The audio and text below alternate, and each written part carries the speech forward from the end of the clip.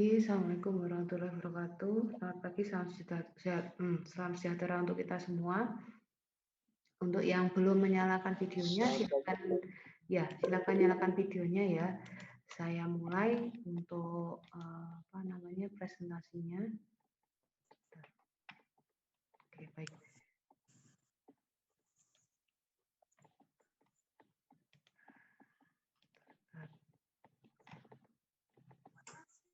Iya.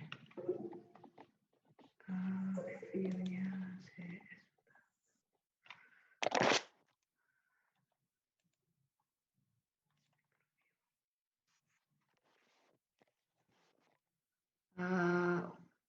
tolong di mute dulu ya. Saya yang presentasi dulu. Oke. Hari ini kita akan melanjutkan dari materi sebelumnya terkait batas susut ya.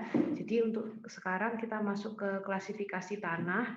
Nanti klasifikasi tanah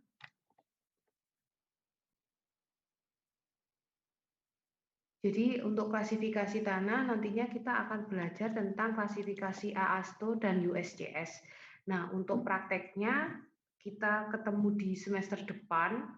Namun kalau untuk perhitungannya nanti saya jelaskan untuk semester ini ya. Jadi kita awali dulu nantinya terkait yang klasifikasi tanah versi AASTO. Oke, saya share materi. Untuk materi saya juga sudah upload di Google Classroom. Nanti silakan teman-teman cek materinya, bisa di-download, dan kemudian ada juga saya sisipkan videonya. Nanti silakan teman-teman bisa download juga.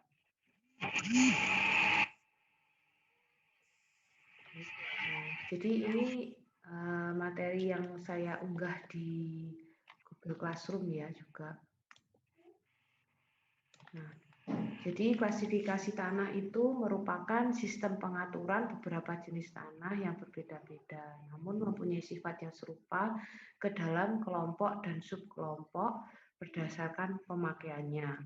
Jadi nantinya akan ada jenis-jenisnya saat kita ngecek terkait klasifikasi tanah tersebut. Ada semacam kasta gitu ya, dari atas, kemudian kita telusuri ke bawah, kayak gitu. Nanti akan ada diagramnya, gimana caranya kita nanti bisa membaca untuk klasifikasi tanah tersebut. Nah, klasifikasi tanah ini berguna sebagai petunjuk awal dalam memprediksi kelakuan tanah yang memberikan gambaran mengenai perilaku tanah dalam berbagai situasi. Misalnya selama konstruksi, di bawah beban-beban struktural, dan lain-lainnya. Ini tergantung dari tempat pelaksanaan saat kita nantinya mengambil suatu data ya. Jadi misalkan kalau kita PKL di tempat di tempat yang tanahnya itu banyak lempungnya seperti itu. Jadi kita perlu memprediksi dulu di awal. Nanti kalau treatmentnya untuk tanah yang lempung ini kita harus bagaimanakan, harus diapakan agar tidak terjadi suatu keruntuhan bangunan. Jadi di awal memang harus dicek dulu benar-benar kontur tanahnya, baru nanti kita mulai merencanakan ya, kayak gitu.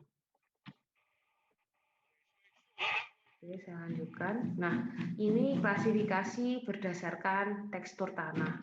Jadi nantinya ada ini kalau bahasa Inggrisnya ya, kalau ini yang bahasa Indonesianya. Jadi ini ada clay sama lempung. Ini sama, cuma versi bahasa Indonesia dan bahasa Inggris. Nanti kita akan menghitung, kemudian kita akan tentukan. Jadi dari sini nanti apa, ketemunya di titik apa, kayak gitu. Itu yang akan menjelaskan nantinya, masuk di mana untuk tanahnya. Nah, hitungnya seperti ini contohnya nantinya. Kayak gitu.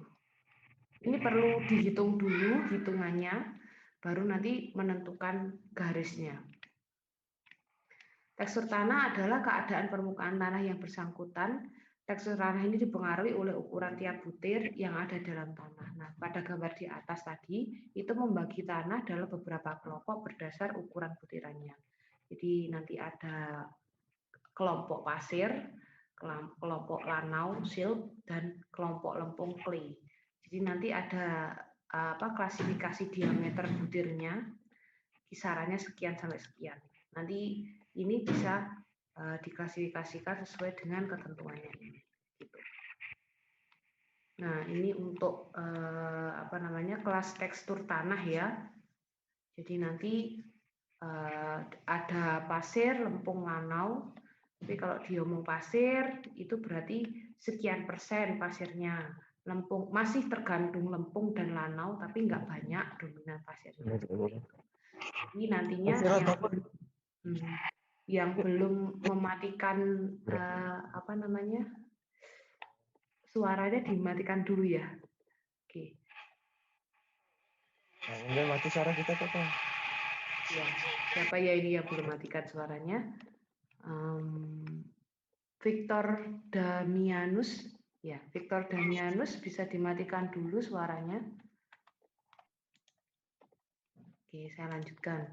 Nah, nanti teman-teman bisa sambil membaca ini ya, kan ada klasifikasinya sudah sampai 12. Tuh. Nah, kita masuk ke contoh soal.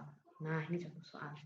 Jadi, misal distribusi ukuran butir tanah A itu komposisinya ada 30% pasir.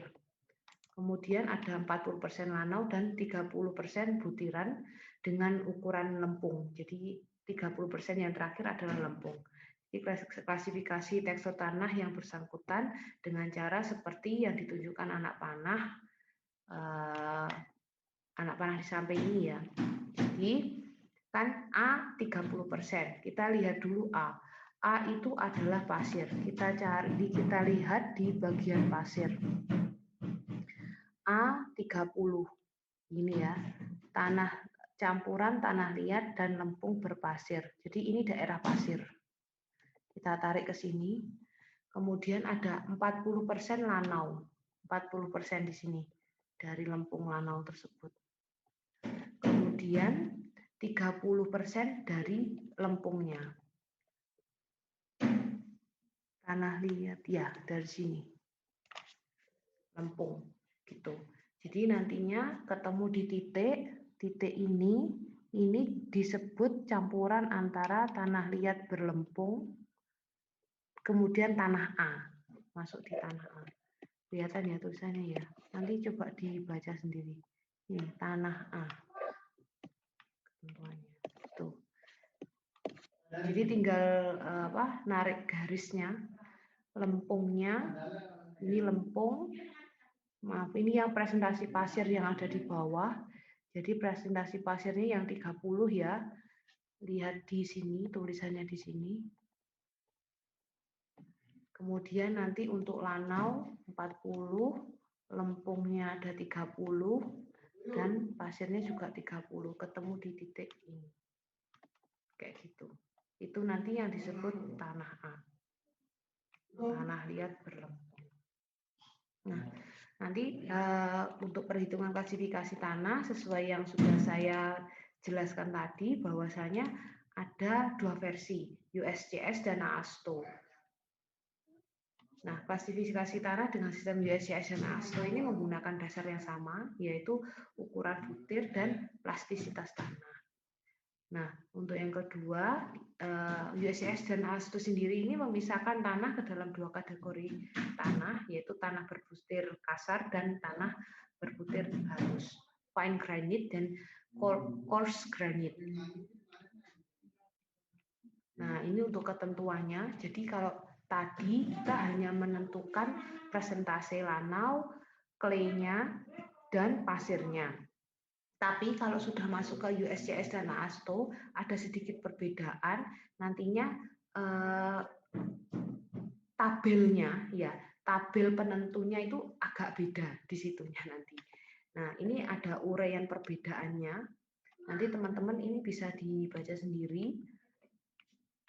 Nah, ini untuk yang klasifikasi AASTO. Jadi dari yang awal tadi, misalkan nentukan jenis tanahnya. Kemudian kalau diminta masukkan ke AASTO. Jadi kita harus tahu AASTO-nya nanti ketentuannya berapa. baru nanti bisa diklasifikasikan dia masuk ke jenis apa yang terakhir ini. Nah, untuk yang terakhir ini pembacaannya ini sama ya, yang ASTO ya. Oke.